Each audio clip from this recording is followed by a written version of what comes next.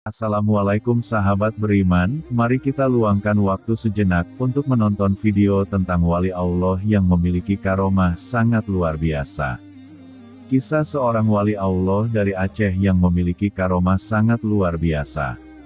Bahkan masyarakat Aceh sangat mengagumi beliau. Abu Ibrahim Woyla adalah seorang ulama pengembara yang berasal dari Aceh Barat. Abu Ibrahim Woyla dilahirkan di Kampung Pasi Aceh, Kecamatan Woyla, Kabupaten Aceh Barat, pada tahun 1919. Dengan nama lengkap beliau, Tengku Ibrahim, bin Tengku Sulaiman, bin Tengku Husein. Pendidikan formal yang telah diselesaikan Abu Ibrahim Woyla hanya sekolah rakyat, yang bertempat sekolahnya di tempat beliau dilahirkan, selebihnya menempuh pendidikan daya atau pesantren, selama hampir 25 tahun.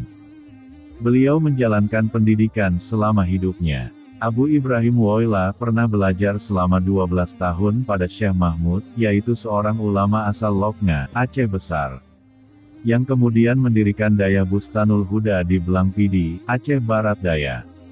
Salah satu murid Syekh Mahmud ini adalah Abuya Muda Wali, yang kemudian menjadi ulama tersohor di Aceh.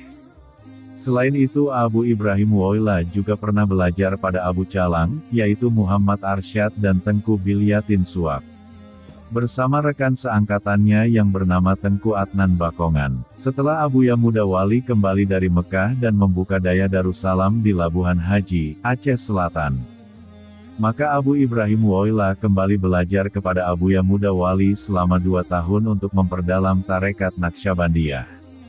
Selesai belajar kepada Abuya Muda Wali, Abu Ibrahim Woyla kembali ke kampungnya, di Pasi Aceh Barat. Tak lama setelah kembali ke kampung halamannya, Abu Ibrahim Woyla mulai mengembara tanpa seorang pun yang tahu kemana tujuannya. Menurut cerita salah seorang menantunya yang bernama Tengku Nasruddin, bahwa Abu Ibrahim Woyla pernah menghilang sebanyak 3 kali selama hidupnya. Pertama sekali selama 2 bulan, kedua kali selama 2 tahun, dan ketiga kalinya selama 4 tahun.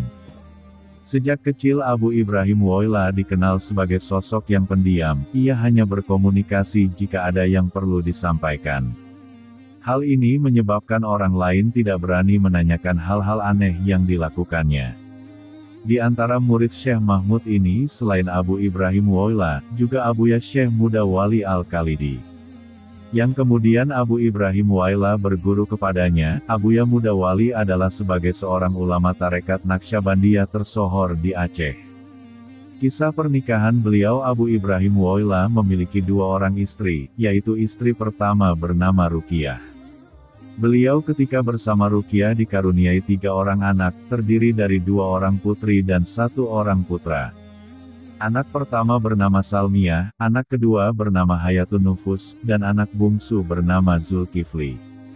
Sedangkan istri kedua beliau tidak disebutkan namanya. Beliau menikahi istri keduanya di Pelante, Aceh Barat, 2 tahun sebelum Abu Ibrahim Woyla meninggal dunia. Dari istri kedua ini, Abu Ibrahim Woyla tidak dikaruniai anak. Abu Ibrahim Woyla dikenal di Aceh dengan kelakuan beliau yang membuat masyarakat tercengang ketika mendengar ceritanya. Beliau mempunyai karomah yang sangat luar biasa bahkan di luar nalar manusia biasa. Kejadian-kejadian aneh semasa beliau menyembara, yaitu 1. Berpindah tempat dari satu tempat ke tempat yang lain dengan cepat hanya berjalan kaki. Di masa hidupnya, Abu Ibrahim Woyla dikenal sangat suka berjalan kaki dari satu tempat ke tempat yang lain.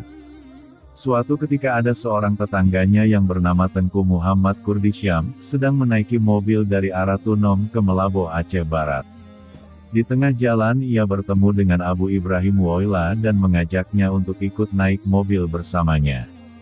Ketika itu Abu Ibrahim Woyla menolaknya dan Tengku Muhammad Kurdisyam langsung melanjutkan perjalanannya ke Melabo. Ketika tiba di Melabo, Tengku Muhammad Kurdisyam singgah di salah satu warung yang ada di Melabo untuk beristirahat sejenak sambil menghilangkan kelelahannya. Di saat Tengku Muhammad Kurdisyam sedang ngobrol dan menoleh ke samping, ternyata Abu Ibrahim Woyla telah tiba lebih duluan, padahal ketika di perjalanan tidak ada mobil lain yang mendahului laju mobil Tengku Muhammad Kurdisyam.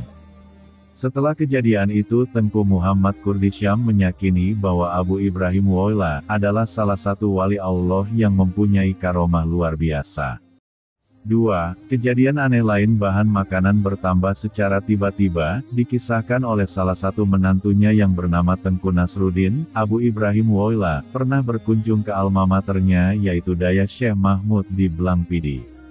Ketika itu beliau minta disediakan sepiring nasi untuk sarapan pagi, tapi diberitahukan oleh salah satu santri Daya Syekh Mahmud, bahwa di dapur tidak tersedia menu lauk apapun lagi. Abu Ibrahim Woyla kemudian menjawab bahwa beliau bisa makan hanya dengan lauk telur ayam, dan diminta kepada santri tadi untuk mengecek persediaan di dapur. Ajaibnya di tempat penyimpanan telur masih tersisa satu telur lagi. Padahal seingat santri tersebut semua telur telah habis dimakan oleh santri yang lain. Kemudian santri itu mulai heran, dan berpikir kok bisa terjadi hal yang sangat aneh. Dan dia juga menyimpulkan bahwa Abu Ibrahim Woyla bukan orang biasa, tetapi beliau adalah wali Allah yang sangat luar biasa. Berselang waktu 2 bulan setelah kejadian tersebut, mulai terjadi lagi hal yang aneh. Abu Ibrahim Woyla datang berkunjung ke rumah salah seorang saudaranya dan beliau meminta sedikit nasi dengan lauk sambal udang belimbing. Istri tuan rumah memberitahukan kepada suaminya bahwa pohon belimbing di rumah mereka tidak ada buahnya, tapi sang suami tetap berkeras agar istrinya tersebut mengecek ulang pohon belimbing tersebut. Ketika diperiksa kembali, terlihat bahwa pohon belimbing tersebut memiliki 3 buah belimbing yang cukup untuk membuat sambal seperti yang diminta Abu Ibrahim Woyla. Akhirnya si istri menceritakan kepada suaminya bahwa kejadian yang sangat aneh ini.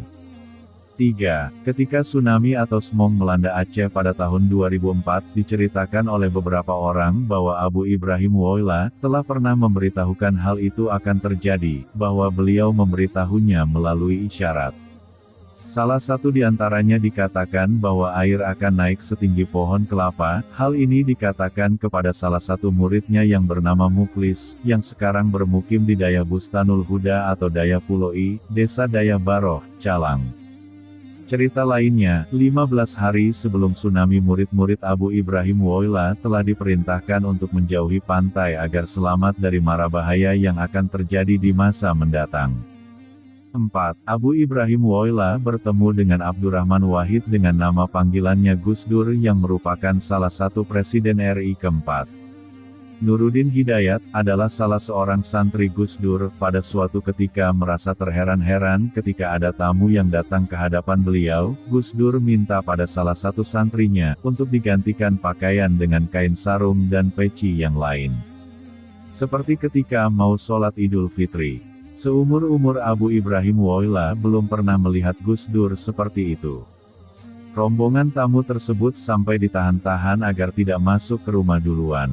Sampai Gus Dur dipinjamin salah satu sarung milik santrinya, agar bisa cepat berganti pakaian. Tamu, yang diketahuinya ternyata dari Aceh tersebut berpakaian sederhana, dekil, dan memakai celana seperti yang biasa dipakai oleh penjual es dawet. Tamu tersebut diantar oleh aktivis Aceh. Perilaku Gus Dur dan tamunya juga aneh. Setelah keduanya bersalaman, Gus Dur pun duduk di karpet, demikian pula Abu Ibrahim Woyla, tetapi tak ada obrolan di antara keduanya. Gus Dur tidur, dan Abu Ibrahim Woyla juga tidur. Suasana menjadi sunyi yang berlangsung sekitar 15 menit. Setelah Abu Ibrahim Woyla bangun, beliau langsung minta pamit pulang pada Gus Dur, tak ada pembicaraan yang panjang. Udin, panggilan akrab Nuruddin, karena merasa penasaran, segera setelah tamu pergi bertanya kepada Gus Dur. Udin bertanya, "Gus, nggak biasanya menerima tamu seperti ini?" Gus Dur menjawab dengan lantangnya tanpa berpikir panjang, "Itu adalah wali Allah." Udin tercengang sejenak dan kembali lagi bertanya, "Apa ada wali seperti itu selain beliau di Indonesia?" Gus Dur lagi-lagi menjawabnya, "Kalau di Indonesia tidak ada, adanya di Sudan, orang yang sangat dihormati, Abu Ibrahim Woyla dari Woyla Aceh Barat." Tokoh ini merupakan orang yang sangat dihormati di Aceh. Masyarakat Aceh memanggilnya Abu Ibrahim Woyla, dan percaya bahwa beliau sering menunaikan sholat Jumat di Makkah, dan kembali pulang pada hari itu juga. Beliau berpulang ke Rahmatullah pada hari Sabtu pukul 16 waktu Indonesia Barat, tanggal 18 Juli tahun 2009, di rumah anaknya, di Pasi Aceh Kecamatan Woila Induk, Kabupaten Aceh Barat, dalam usia 90 tahun. Dan beliau dimakamkan di Desa Pasi, Aceh Barat. Hingga saat ini, makam Abu Ibrahim Woila masih ramai dikunjungi masyarakat Aceh sebagai tanda penghormatan kepadanya.